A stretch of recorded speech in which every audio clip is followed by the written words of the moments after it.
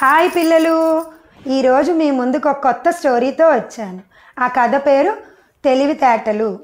అనగనగనగా ఒక ఊరుంది. ఆ ఊరు పేరు మంగాపురం. ఆ మంగాపురంలో ఒక జమీందారు ఉన్నారు. ఆయన పేరు రంగారావు. ఆయన కూతురికి పెళ్లి వయసు రావడంతో ఆయన పెళ్లి చేయాలని నిర్ణయించుకుని మంచిగా పెళ్లి చేద్దాము, బోల్డ్ నగలు చేపిద్దాం నా కూతురికని ఆయన నిర్ణయించుకున్నారు.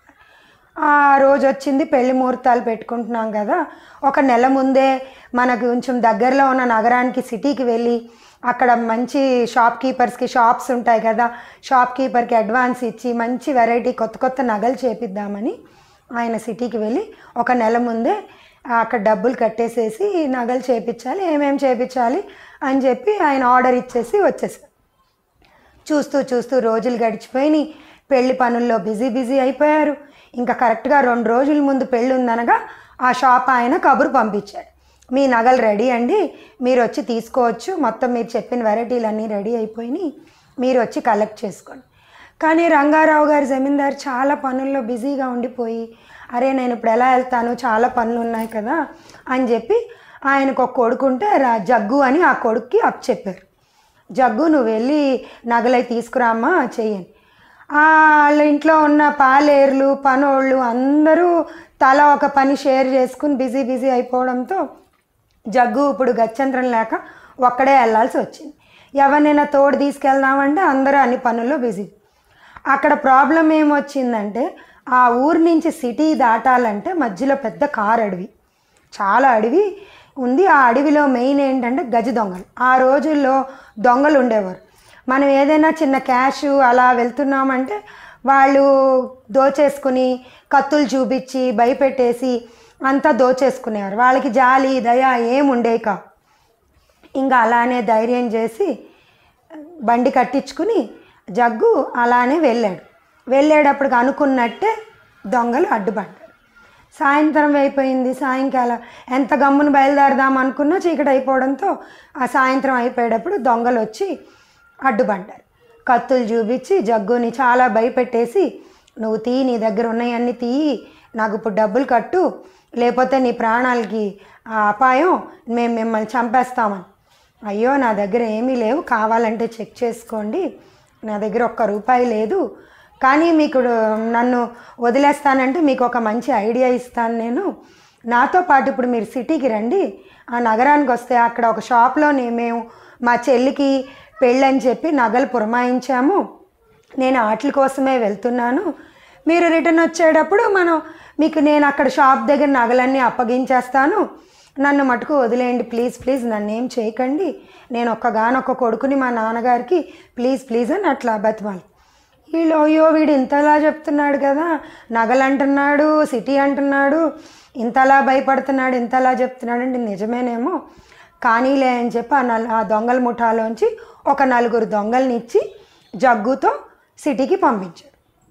వాళ్ళు కొంచెం ఎలా వెళ్ళగా ఆ సిటీ వచ్చేసారు. సిటీ దగ్గర షాపు దగ్గర బయట నుంచోండి మీరు, నేను ఇప్పుడే లోపలికి వెళ్ళి నగలు తీసుకుని వస్తాను అంటే, జాగ్రత్త ఏం ఎక్కువ వేషాలు వేయకు, మా చేతుల్లో కత్తులు ఉన్నాయి, నువ్వేమైనా జాగ్రత్తగా లోపలికి వెళ్ళి నగల మూట తీసుకొచ్చి మాకు ఇచ్చేయాలి అని బెదిరించారు. అలాగే నా దగ్గర ఏముందయ్యా, నేను మటుకు ఎలా బెదిరిస్తాను అని చెప్పి జాగ్రత్తగా లోపలికి వెళ్ళిపోయి ఒకసారి ఆ షాప్ లోపలికి వెళ్ళంగానే ఆ షాప్ లోపలికి ఆ యజమానికి షాప్ కీపర్కి ఇలా జరిగింది, బయట 4 మనుషులు ఉన్నారు, వాళ్ళు దొంగలు, నన్ను బెదిరించారు, నేను వాళ్ళకి ఇప్పుడు ఈ నగలు ఇస్తామని చెప్పాము, ప్లీజ్ మీరు ఏమైనా హెల్ప్ చేయండి అని చెప్పి సహాయం కోరాడు ఆ యజమాని, షాప్ యజమాని.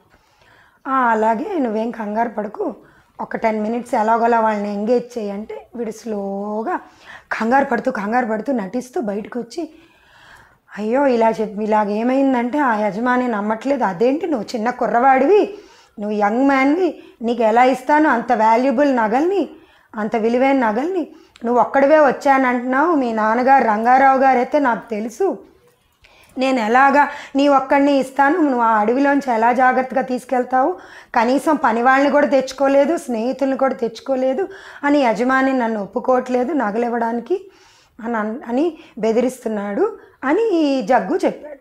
ఒక పని చేద్దాము, మరేం చేద్దాము అని దొంగలు అడిగారు. ఒక పని చేద్దాము, మీరు నా స్నేహితులు అని చెప్పి ఒప్పుకోండి.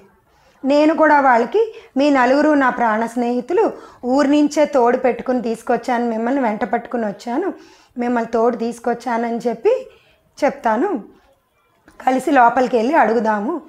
ఓకేరా నలుగురు ఒకళ్ళనొకళ్ళు సంప్రదించుకుని ఇదేదో బాగానే ఉంది, మనకి నగలు ఇంపార్టెంట్, ఏమైతే ఏంటి అని చెప్పి లోపల యజమాని దగ్గరికి అక్కడ కాదండి లోపలికి రండి, లోపల రూమ్లో ఉన్నాయని చెప్పి షాప్లోంచి లోపలికి తీసుకెళ్ళాడు.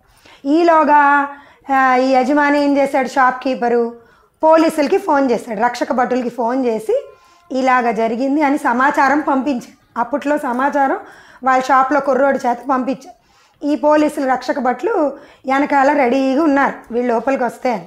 మళ్ళీ ముందు బయటకు వస్తే వాళ్ళు పారిపోతారు కదా, వాళ్ళని రూమ్లో పెట్టేసి గట్టిగా పట్టుకుందామని వీళ్ళు రెడీగా ఉన్నారు. ఎప్పుడైతే జగ్గు నలుగురిని తీసుకుని యజమానికి పరిచయం చేయడానికి వీళ్ళు నా స్నేహితులు అని చెప్పి లోపల రూమ్లో తీసుకెళ్ళాడో వెంటనే రక్షక భటులు బేడీలు తీసుకొచ్చి ఆ నలుగురిని పట్టేసుకుని బేడీలు వేస్తారు. దీంతో ఆ పోలీసులు యజమాని అందరూ మెచ్చుకున్నారు. జగ్గు తన తెలివితేటలతో ఆ నలుగురు దొంగల్ని పట్టించింది కాకుండా ఇప్పుడు ఊరికి పట్టిన పీడాను వదిలిచ్చాడు. ఆ నలుగురు దొంగల ద్వారా పెద్ద ముఠాని పట్టుకున్నారు. అంతా మొత్తం ఆ ఊరికి పట్టిన పీడ వదిలింది. ఈ కథలో నీతేంటి పిల్లలు? ప్రాణాపాయం కలిగినప్పుడు భయపడకూడదు, కంగారు పడకూడదు, తెలివిగా ఆలోచించి ఎత్తుకు పై ఎత్తేసి మనం వాళ్ళని చిత్తు చేయాలి, అది అన్నమాట. డియర్ ఫ్రెండ్స్, ఈ వీడియో మీకు నచ్చినట్లయితే ఒక లైక్ కొట్టండి. ఈ విషయాన్ని మీ ఫ్రెండ్స్కి కూడా తెలియజేయాలంటే ఒక షేర్ కొట్టండి. ఇలాంటి మరిన్ని ఆసక్తికరమైన ఉపయోగకరమైన సమాచారం తెలుసుకోవాలనుకుంటే మా ఛానల్ని సబ్స్క్రైబ్ చేసుకుని పక్కనే ఉన్న బెల్ ఐకాన్ని క్లిక్ చేయడం ద్వారా మేము చేసే ప్రతి వీడియో వెంటనే మీ మొబైల్లో నోటిఫికేషన్గా పొందవచ్చు. Thanks for watching.